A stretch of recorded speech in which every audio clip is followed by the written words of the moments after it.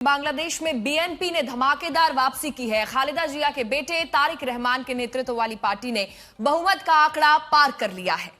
अब तक 200 से ज्यादा सीटों पर पार्टी जीत दर्ज कर चुकी है। तारिक रहमान का प्रधानमंत्री बनना लेकिन तय है। औपचारिक आंकड़े आने शुरू हो गए हैं। लगभग 11 बजे तक आंकड़ा साफ हो जाएगा। लेकिन बांग्लादेश चुनाव में 60% मतदान हुआ है और यह बताता है कि बांग्लादेश के लोगों को इस चुनाव से कितनी उम्मीदें थी। जनता ने 2 मामलों पर वोट डाला, एक साथ नई सरकार चुनने के लिए, तो दूसरा वोट संविधान में प्रस्तावित बदलावों पर अपनी राय देने के लिए। जुलाई चार्टर की वो 40 मांगों पर भी बहुमत का दावा है, क्योंकि 70% आबादी ने यस वोट किया है, जबकि 27 से 28% की आबादी ने नो वोट किया है। इस जीत पर बांग्लादेश नेशनल पार्टी समर्थकों से जश्न न मनाने की अपील की है तारिक रहमान ने, और यह भी कहा है कि जीत का उत्सव मनाने की जगह देश भर में शुक्रवार की नमाज में शामिल होकर पूर्व पीएम खालिदा जिया को याद करें।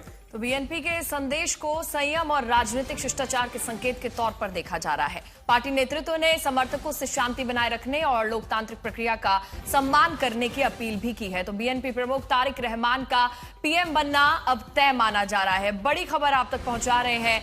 अब समर्थकों से जश्न की जगह नमाज पढ़ने की अपील बीएनपी द्वारा की गई है।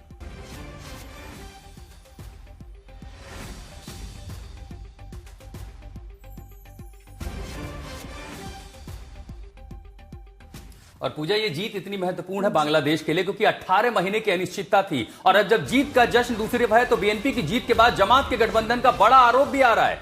मतगणना प्रक्रिया में जानबूझकर देरी की गई, साथ ही नतीजों में हेराफेरी का भी आरोप लगाया गया। यह आरोप जमात इस्लामी की ओर से आ रहा है। जिम्मेदार अधिकारियों के खिलाफ कड़े आंदोलन की भी धमकी दी गई है। सिर्फ जमात इस्लामी नहीं बल्कि 11 पार्टियों का यह गठबंधन जो नतीजों से नाखुश है। अब तक 40 सीटें भी जमात इस्लामी औपचारिक आंकड़ों में पार नहीं कर पाई है। हालांकि जमात इस्लामी के मुखिया डॉक्टर शफीकुर रहमान ने एक ओपिनियन पोल का सर्वे साझा किया था और कहा था कि देखिए, कांटे की लड़ाई है, 151 तक भी पहुंच सकते हैं। और अब जब हाशिए पर पहुंची है पार्टी तो धमकी दी जा रही है कि वो उन अधिकारियों के खिलाफ आंदोलन करेंगे जिनकी वजह से नतीजों में देरी हो रही है और जिनकी वजह से जमात इस्लामी का ये जो हश्र हुआ है बांग्लादेश के 13वें आम चुनाव में। देखिए, बीएनपी की जीत के बाद जमात के गठबंधन का यह बड़ा आरोप लगाया गया है। दरअसल मतगणना प्रक्रिया में जानबूझकर देरी का आरोप लगाया गया है। साथ ही नतीजों में हेराफेरी का भी आरोप लगाया है। जिम्मेदार अधिकारियों के खिलाफ बड़े आंदोलन की धमकी भी दी गई है। अधिकारियों के खिलाफ आंदोलन की धमकी दी जा रही है। प्रणय हमारे साथ जुड़ गए हैं। प्रणय के पहले एक बार ढाका चल लेते हैं पूजा, क्योंकि इंद्रजीत कुंडू दरअसल वहां मौजूद हैं। जरा जमीन की तस्वीरें भी देख लें। प्रणय तो लगातार बांग्लादेश पर तमाम जानकारी दे रहे थे, तो प्रणय आप बने हमारे साथ। इंद्रजीत कुंडू ढाका से हमारे साथ जुड़े। इंद्रजीत, आज की सुबह बांग्लादेश के लिए न सिर्फ उम्मीदें भी हैं बल्कि हर सुबह जहां कहीं अल्पसंख्यकों के खिलाफ हिंसा की खबर आती थी, पॉलिटिकल वायलेंस की खबर आती थी, ढाका की सड़कें आज क्या कह रही हैं? आशुतोष, बहुत ही महत्वपूर्ण ये चुनाव था। 2 साल की उम्मीद लगाए बैठे थे लोग, क्योंकि जिस तरह का पॉलिटिकल टर्मोइल बांग्लादेश में देखने को मिला था, कहीं ना कहीं जिस तरह का टर्नआउट भी हम लोगों को देखने को मिला कल पूरा दिन, अभी तक अनऑफिशियली 60% टर्नआउट की बात की जा रही है। हालांकि इलेक्शन कमीशन ने ऑफिशियली पुष्टि नहीं की है। 2 बजे तक 48% लोग वोट डाला था, तो कहीं ना कहीं ये लगता है कि 50% से ज्यादा अगर कोई टर्नआउट होता है बांग्लादेश के चुनाव में तो ये काफी अच्छा माना जाता है। और ये लोग उम्मीद आस लगाए बैठे थे। पिछले 2 सालों में जिस तरह की वायलेंस देखने को मिला था, जो रेवोल्यूशन हुआ, स्टूडेंट लेड मूवमेंट था, उसमें बहुत लोग मारे गए, तो कहीं ना कहीं लोग चाह रहे थे कि एक डेमोक्रेटिक प्रोसेस के जरिए एक नई सरकार बने, एक मेन स्ट्रीम पॉलिटिकल पार्टी वो सरकार बनाए और एक स्टेबिलिटी लाए, पॉलिटिकल हो या इकोनॉमिक, और उसके साथ साथ जो overall law and order situation है उसमें भी एक स्टेबिलिटी की मांग लोग कर रहे थे। यही कारण है कि इतने बड़े तादाद में लोग बाहर आए कल पूरे ढाका या बांग्लादेश में हमको ये देखने को मिला है। और अब जब बीएनपी को 2/3 मेजोरिटी मिलता हुआ दिख रहा है, कहीं ना कहीं लोगों की ये उम्मीदें है कि एक स्टेबिलिटी अगले 5 साल तक उनको देखने को मिलेगा। और उसके साथ साथ जो रेफरेंडम भी हुआ है उसमें भी बड़ी तादाद में लोग हाँ वोट दिए हैं, यस वोट दिया है। ये बहुत महत्वपूर्ण होगा क्योंकि बांग्लादेश का कॉन्स्टिट्यूशन बदलने की बात हो रही है और जुलाई चार्टर और इस रेफरेंडम में लोगों ने चुना है, तो किस तरह से वो कॉन्स्टिट्यूशन में बदल लाया जाता है, ये भी एक बहुत महत्वपूर्ण चीज जो एनालिस्ट है वो मानते हैं। तो कहीं ना कहीं आपने जमात का जिक्र किया। जमात जो बैंड था इतने सालों से, जब अवामी लीग की सरकार थी तो जमात के ऊपर पाबंदी लगाई गई थी, वो वापस मेन स्ट्रीम पॉलिटिक्स में आ गई है। हालांकि वो सरकार बनाने में नाकामयाब रही है, अभी 35 के आसपास उनके उनके आंकड़े हैं, सीट 50 भी शायद वो क्रॉस ना कर पाए। लेकिन जो आरोप और प्रत्यारोप है, बीएनपी की ओर से भी कहा गया था, जमात के खिलाफ कुछ आरोप लगाए गए थे। जमात अब कह रहे हैं कि बहुत सारी जगह में हेरफेर हुई है।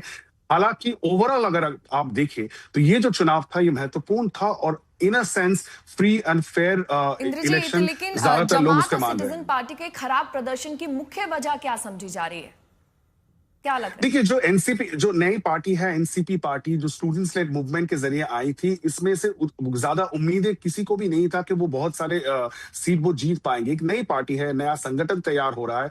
हालांकि जो स्टूडेंट मूवमेंट था उसमें भारी तादाद में यूथ जो समर्थन उनको दे रहे थे, लेकिन ऑर्गेनाइजेशनली एनसीपी पार्टी वो बहुत वीक है। सर्जिस आलम जो उनके एक प्रमुख नेता है वो हार चुके हैं। हसनत अब्दुल्ला और नाहिद इस्लाम, बाकी दो प्रमुख नेता, वो जीते हैं। लेकिन इस पार्टी से लोगों को उम्मीद ज्यादा थी, लेकिन उनकी ऑर्गेनाइजेशन उतनी शक्तिशाली नहीं थी, और यही कारण है कि वो खुद अकेले इस चुनाव को नहीं लड़े।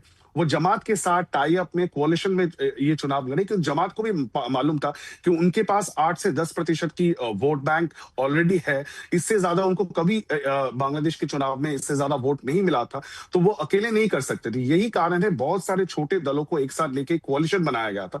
हालांकि बीएनपी जो पहले क्षमता में थी, उनके पास वो एक्सपीरियंस है गवर्नेंस का, और बांग्लादेश के राजनीति में दो ही मेन स्ट्रीम पॉलिटिकल पार्टीज है जिसका जो विस्तार है या जो ऑर्गेनाइजेशन है वो पूरे देश में है। अब अवामी लीग नहीं है, बैन लगाया गया है।